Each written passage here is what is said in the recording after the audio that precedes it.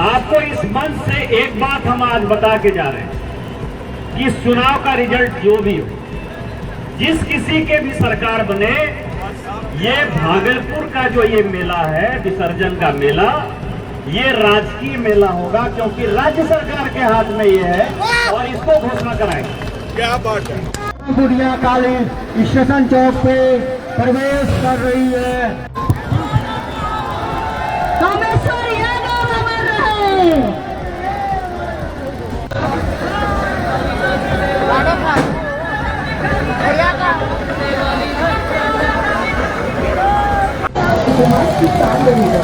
आपका कर्म राष्ट्र की पहचान रहेगा और आपकी आवाज हर दिल में गूंजती रहेगी। अमर रहे, अमर रहे हिंदू हृदय सम्राट कामेश्वर यादव जी। आपका नाम इतिहास की शान रहेगा, आपका कर्म राष्ट्र की पहचान रहेगा और आपकी आवाज हर दिल में गूंजती रहेगी। अमर रहे, अमर रहे हिंदू हृदय सम्राट कामेश्वर यादव जी। आपका नाम इतिहास की शान रहेगा और करती रहेगी। हम लोगों के बीच हिंदू हृदय सम्राट माननीय निशिकांत दुबे जी का हार्दिक स्वागत और अभिनंदन करते हैं।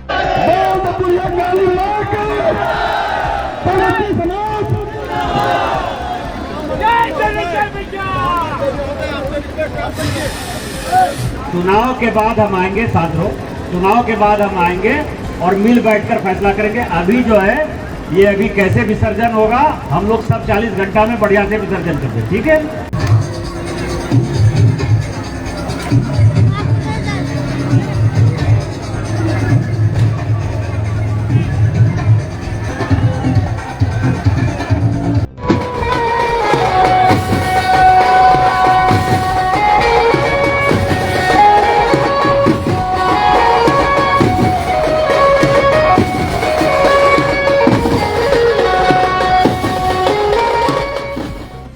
नमस्कार, आप देख रहे हैं भागलपुर न्यूज नेटवर्क और इस वक्त की सबसे बड़ी खबर। भागलपुर की ऐतिहासिक काली विसर्जन शोभा यात्रा की शुरुआत हो चुकी है।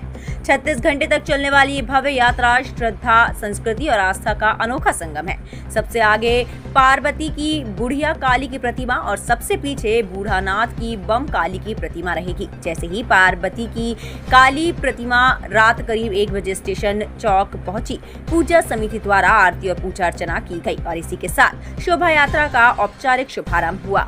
इसी बीच पूजा समिति के मंच से गोड्डा सांसद डॉक्टर निशिकांत दुबे ने किया बड़ा ऐलान।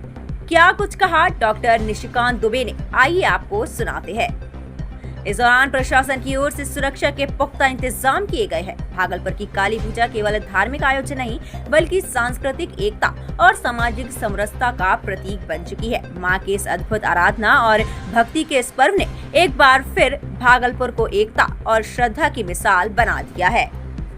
ये बिहार की सबसे बड़ी विजय है। ये जो मेला होगा, हम आपको बता सकते हैं, कोई सरकार हो,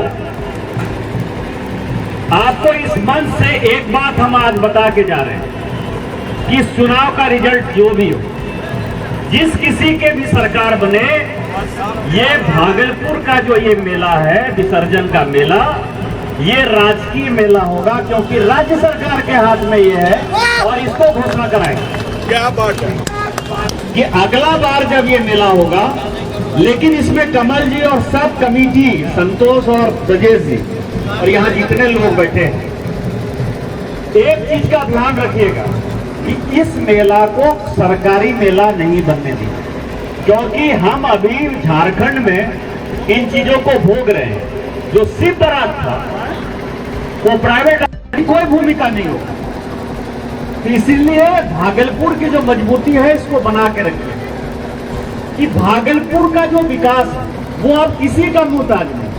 हमने आपको ध्यान हो, तिलका मांझी चौक पर हमारा बात बहुत गुस्सा लगता है, 2003 में ही हमने कहा था, कमिश्नर साहब थे तिलका मांझी चौक पर, ध्यान है ना, हम बोले अशोक चौहान थे कि एक टापू है, भागलपुर का कोई डेवलपमेंट नहीं हुआ। हमने 20 साल पहले जो भागलपुर देखा था वही देखा था।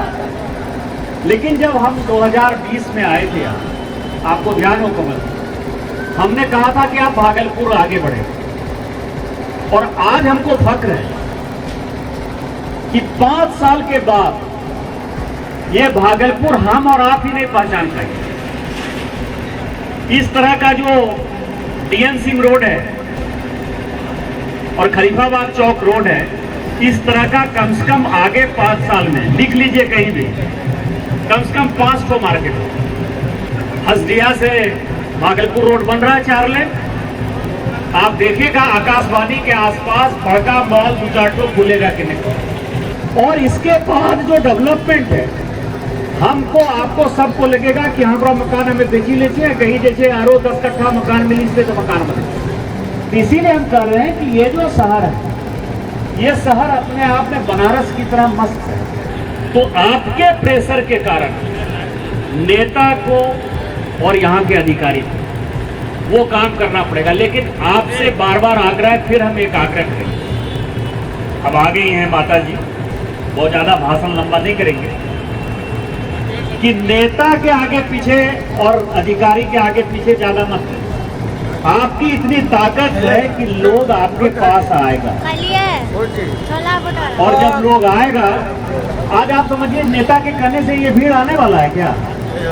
आप लोग ऑर्गेनाइज करते हैं, आपको अपनी ताकत नहीं पता है।